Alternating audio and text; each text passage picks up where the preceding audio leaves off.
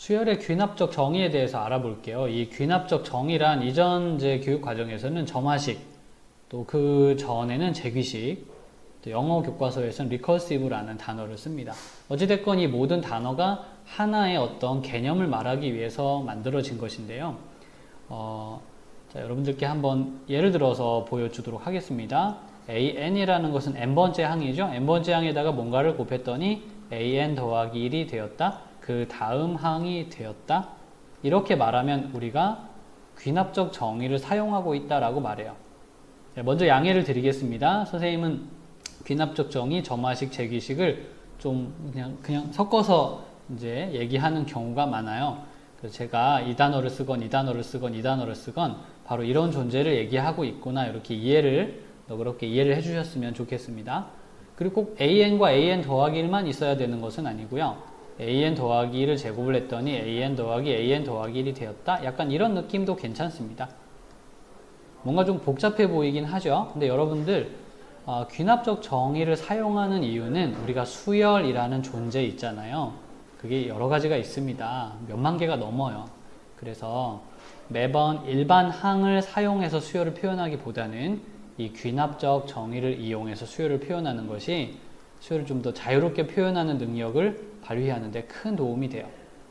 그래서 여러 가지 수열의 특징을 표현하는 능력을 좀 더 극대화시킨 것이 귀납적 정의이다. 그렇게 이해를 하고 같이 배웠으면 좋겠어요. 교과서 정식 명칭은 귀납적 정의이기 때문에 공식적인 자리에서는, 문서에서는 귀납적 정의라는 것을 사용해 주시기를 바라겠습니다. 그래서 우리가 흔히 쓰던, 예를 들어서 흔히 쓰던 뭐가 있죠? 등차 수열 같은 경우에 아마 여러분들이 가장 처음 접하는 제일 쉬운 수열이겠죠? 2, 4, 6, 8 이렇게 진행한다고 합시다. 그러면 어느 순간 an이 있겠고 그 다음 사람인 an 더하기 1이 있을 건데요. an에다가 2를 더하기를 해주시면 그 다음 항인 an 더하기 1이 된다라는 표현을 써서 등차 수열을 점화식, 즉 귀납적 정의로 표현이 가능해져요. 아니면 여러분들 일반항 좋아하면 일반항을 이용해서 이렇게 등차 수열을 표현해도 괜찮겠죠? 아무튼 이제 무엇을 이용해서 등차 수열을 표현할지는 여러분들의 자유입니다만 오늘 이번 시간에는 귀납적 정의를 좀 더 많이 사용하도록 할 것입니다. 다만 귀납적 정의는 표현하기는 참 좋지만 뭔가 10번째 항이 누구냐, 12번째 항이 누구냐 이런 걸 계산하기엔 조금 불편합니다. 그래서 결국에는 귀납적 정의로 표현은 했지만 조금 더 기술을 발휘해서 일반 항으로 고친 다음 계산을 하는 것이 보통의 프로세스예요. 그러면 지금부터 귀납적 정의를 일반항으로 고쳐서 원하는 수열을 찾아내는 과정을 여러분들은 저와 함께 배우게 될 거예요. 자, 이때 전체적으로 교과서 정리를 해드릴게요. 앞으로 여러분들은 교과서에 있는 내용, 기본형 5가지, 응용 3가지, 그리고 기타 패턴들을 배우게 될 겁니다. 이런 식으로 표를 그려서 보여주는 책은 좀 드물어요. 아마 다른 책에는 저와 다른 순서 또는 다른 종류로 말하는 책도 있을 겁니다. 여기는 이제 강사의 재량이 가능한 곳이기 때문에 여러분들 저랑 수업을 들으실 때는 이런 컨셉, 이런 구조로 수업을 듣게 될 것이다 이해하고 따라와 주시면 좋겠고요. 다른 수업과 조금 달라도 내용상으로는 큰 차이가 없기 때문에 이 순서나 목록이 조금 차이가 나는 것은 이해를 하고 들어주시면 좋겠습니다. 먼저 기본형 5가지 등차, 등비, 개차, 개비, 조화를 배워야지만 우리가 이제 다음 응용으로 기타로 가는데 큰 도움을 받을 수가 있어요. 오늘은 첫 시간이고 점화식의 개념, 수학적, 귀납적 정의를 소개하는 첫 시간이기 때문에 일단 등차와 등비의 단순한 패턴을 먼저 소개를 해드리고 그 다음에 차후 비디오에서 좀 더 자세하게 설명을 하도록 하겠습니다. 일단 기본형 5가지라 하면 an 더하기 1은 an 플러스 2처럼 그러니까 d라는 것은 숫자를 말합니다. 여기서 공차 d 그런 숫자가 있는 형태가 있고 r이라는 것은 공비이죠. r은 공비입니다. 무언가 곱해져 있는 사람이 있다. 그렇게 보아도 상관은 없어요. 이제 공비의 역할을 하는 게 3이다 이렇게 생각하면 되고요. 자, fn이라는 것은 식이 있다 이런 뜻입니다. 식이 있다는 것은 an 더하기 1은 an 플러스 n제곱 플러스 n 같은 부류의 식이 뒤에 진짜 따라온다 이런 뜻이고요. 곱하기 fn은 정말로 식이 곱하기가 되어서 들어앉아 있는 것을 얘기를 하죠. 바로 이와 같은 존재가 요 fn 자리에 올 수 있는 그런 사람입니다. 그러니까 여러분들 요거 보시면 알겠지만 분수로 바꾸어 놨더니 드디어 등차 수열이 되었다라는 표현을 하고 있거든요. 분수로 바꾸어 놨더니 등차 수열이 되었다. 그게 뭐야? 네, 그게 바로 조화 수열이죠. 하모닉 시퀀스라고 하는 건데 이 조화 수열을 아직 배우지 않은 분들은 조화 수열의 개념을 함께 배우면서 바로 조화 수열을 표현하는 이 수학의 귀납적 정의도 함께 배우도록 할 겁니다. 오늘 쌤은 이제 이 두 가지의 포커스를 먼저 맞출 거고요. 여러분 이 모든 점화식, 즉 수학의 귀납적 정의는 첫째 양을 알려주어야 시작을 할 수가 있습니다. 첫째 양은 임의로 누군가가 정해서 우리한테 알려주어야 돼요. 그래서 첫째 양이 빠져있는 귀납적 정의는 계산을 할 수가 없어요. 네, 그래서 귀납적 정의를 보시는 여러분들은 첫째 양은 어디 있는지 꼭 확인하시고 들어오시기 바라겠어요. 그럼 먼저 1번과 2번을 소개를 하겠습니다.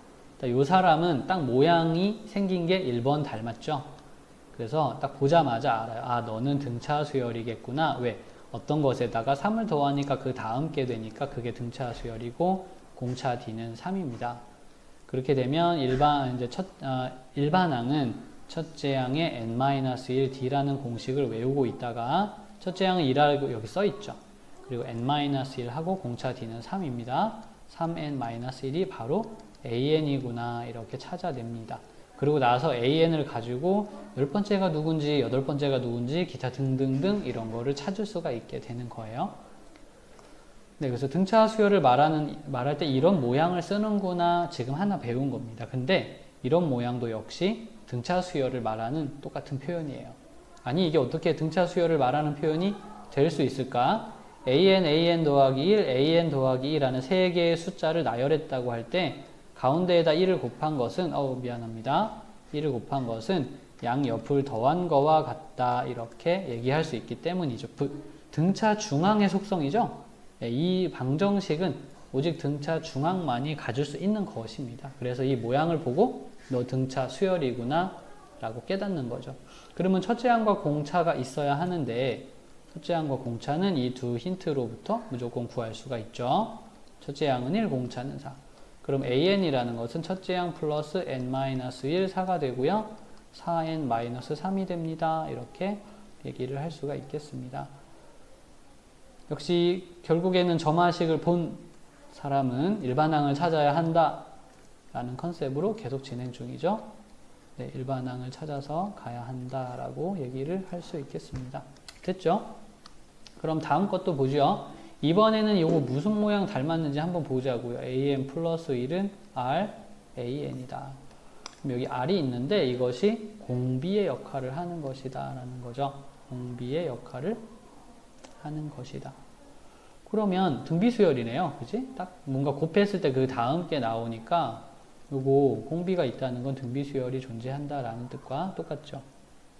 그럼 등비수열은 일반항이 어떻게 생겼지? A에는 AR의 n-1이라고 생겼죠. 일반항이 이렇게 생겼다는 것을 기억할 수 있습니다. 그래서 첫째 항이 3이고요. 그리고 공비가 2입니다. 라는 거를 바로 볼 수 있죠. 그럼 뭐 다 끝났네요. 별로 할 게 없습니다. 첫째 항이 3이고 공비가 2인 것입니다. 자, 밑에 것도 마찬가지. 이 표현도 어디서 많이 보던 표현인데요. an이 또 an 더하기 1이 an 더하기 2가 세 개의 각각 다른 항이라고 하면 가운데를 제곱한 것은 양 끝을 곱한 거와 완전히 똑같다 이렇게 말할 수 있지요. 그렇네요. 이게 바로 등비중앙만이 가질 수 있는 식인데 그게 여기 있잖아. 그럼 이게 등비수열에 자취가 남아있다 이렇게 보는 거지. 즉 an 너 등비수열이야 내가 딱 알아봤어 라는 뜻입니다. 그러면 등비수열 일반항 적어주고 공비는 곱해진 거니까 마이너스 3 곱해졌잖아요. 첫째 항은 마이너스 2고요. 공비는 빼기 3인 상태이다. 이렇게 얘기합니다. 그래서 이것이 바로 an이 되겠습니다. 이렇게 an을 찾는 것이 그렇게 어렵지 않다라는 거죠. 다른 여러 가지 형태들도 지금 배운 거와 비슷하게 공부를 해 나가면 돼요. 그래서 이제 다음 비디오에선 3번, 4번, 5번과 그 기타 패턴들에 대해서 같이 얘기해 보기로 하죠. 다시 한번 여러분들에게 상기시켜 드립니다. 기본형 5개, 응용 3개, 기타 패턴까지 알아야 수능 문제까지 부담 없이 다룰 수 있다는 거. 우린 지금 여기 2개 이제 시작했다는 거. 네, 조금만 더 부지런히 쫓아오세요. 오늘 수고했습니다.